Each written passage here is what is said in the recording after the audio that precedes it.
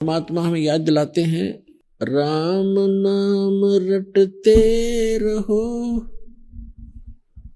जब तक घट में प्राण, कबहू तो दीन दयाल के भनक पड़ेगी कान। मानुष जन्म दुर्लभ है, ये मिले न बारंबार। तरवर से पत्ता टूट गिरे वो बोहर न लगता डर। यो सौदा फिर नाही संतो, ये सौदा फिर नाही। ये लोहे जैसा ताव जात है, काया देश राही। पुण्यात्मा, परमात्मा जिन महापुरुषों को मिले उन्होंने और स्वयं परमेश्वर कबीर जी ने अपनी प्यारी आत्माओं के लिए यह भरसक प्रयत्न किया। तरह तरह की वाणी बोली, ना जाने कौन भक्त कौन आत्मा और किस वाणी से जागृत हो जावे। ढेर सारी वाणी बोल रखी है, इतने मोटे ग्रंथ बना रखे हैं। वैसे तो वाणी 2-4 पर्याप्त हैं समझाने और समझने के लिए, लेकिन हम काल के कुएं में पड़ गए। इस काल के कुएं में गिरे हुए हैं हम। और जैसे कुएं में बाल्टी गिर जाती है तो उसको निकालने के लिए 15-20 एक हुक का समूह एक रस्सी से बांधकर, उन्हें कांटे बोल रहे, कांडे, वो कांडे डाले जाते हैं, हुक लोहे के ओड़े सोड़े, और वो एक ही पर्याप्त है। वैसे तो एक डाल दे उससे भी काम बन सका था, लेकिन इसलिए डाले जाते हैं कि ना जाने कौन से में उलझ जा बाल्टी और वो निकले आवे। तो इसी प्रकार ढेर सारी वाणी, ढेर सारे उदाहरण परमात्मा ने दिए हैं कि ना जाने किस प्यारी आत्मा को कौन सी वाणी खटक जा। तो यहां बताते हैं कि साहेब यो सौदा फिर नाही संतो, यो सौदा फिर नाही। ये मानव शरीर और मानव शरीर में ये तत्व ज्ञान और वो सच्चा समाधान मिलना बार बार नहीं होगा। क्या बताते हैं कि लोहे जैसा ताव जात है, काया देश राही।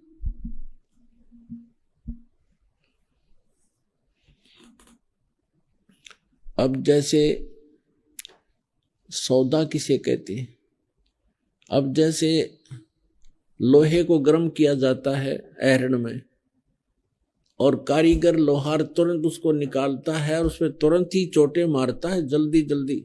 गरम गरम पे चोट लग गई तो वो वस्तु बन जाएगी, उपकरण बन जाएगा जो वो बनाने के लिए प्रयत्न कर रहा है।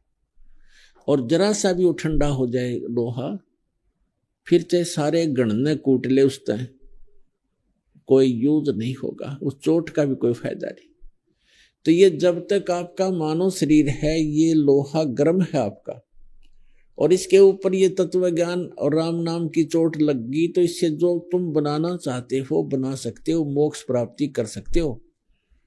और एक बार ये लोहा ठंडा हो गया या मृत्यु होगी, फिर बंगे टेढ़े मेढ़े मुंह लगेंगे कुत्ते गधे सूअर के, फिर इसका कोई यूज नहीं। तो यहां कहते हैं लोहे जैसा ताव जात है, काया देश राही। और 3 लोक और भवन चतुर्दश सब जग सौदे आही। दुगने तिगने किए चौगने, किन्हु मूल गवाही।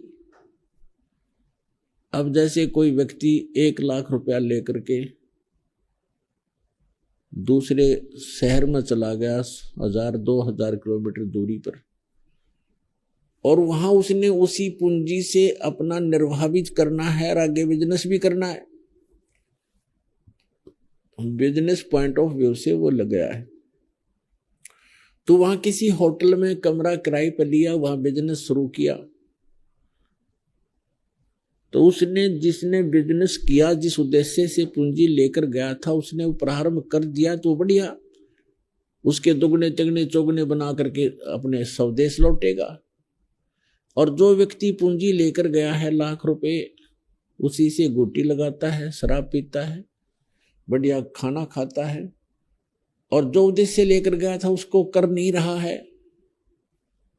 उसी से खा पी रहा है, मौज मार रहा है, सिनेमा देख रहा है, ठाठ कर रहा है, तो अंत में वह पूंजी क्षीण हो जाएगी, नष्ट हो जाएगी, और फिर वो मुंह लटका कर अपने घर आएगा, कर्जवान हो जाएगा, उसके ऊपर बहुत सा कर्जा होगा और अन्य के किसी के नौकर लगेगा, वो सेठ नहीं रहेगा।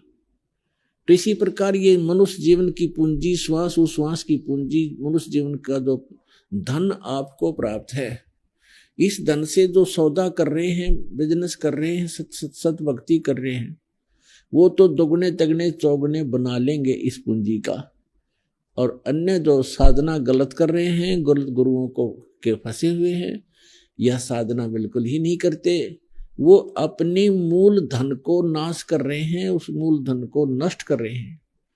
तो यहां बताते हैं कि 3 लोक और भवन चतुर्दश सब जग सौदे आही, और दुगने तिगने और चौगने, और किन हो मूल गवाई, दुगने तुगने किए चौगने, और किसी ने मूल गवाई, मूल माने मूल धन, वह मूल पूंजी का भी नाश कर दिया।